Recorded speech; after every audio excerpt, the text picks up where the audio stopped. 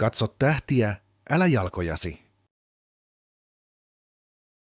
Todellinen oppimisen vihollinen ei ole tietämättömyys, vaan luulo, että jo tietää kaiken. Älykkyys on kykyä sopeutua muutoksiin. Tiede ei ole pelkkää logiikkaa, se on täynnä ihmettä ja intohimoa. Haluan ymmärtää koko maailmankaikkeuden, en yhtään vähempää. Vaikka elämä olisi vaikeeta, on aina jotain, missä voit olla hyvä. Elämä olisi traagista, jos emme voisi nauraa sille.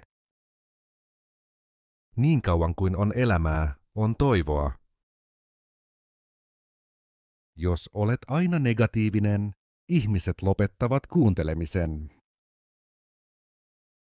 Tärkeintä on olla luovuttamatta. Olemme vain älykkäitä apinoita pienellä planeetalla tavallisen tähden äärellä.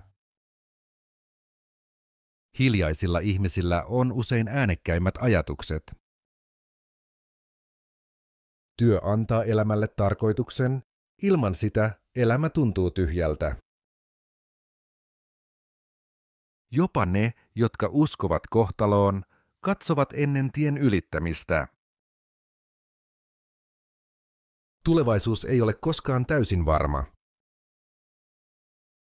Uskon, että avaruudessa on elämää, älykästä elämää, vain harvoin. Olemme uuden, rohkean aikakauden kynnyksellä. Jos haluamme selviytyä pitkällä aikavälillä, emme voi jäädä vain maahan. Olemme kaikki ainutlaatuisia, mutta meillä on sama inhimillinen henki.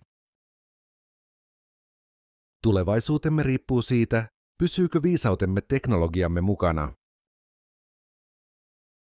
Älykkäät ihmiset voivat näyttää hulluimmilta muiden silmissä. Filosofia on jäänyt jälkeen tieteestä.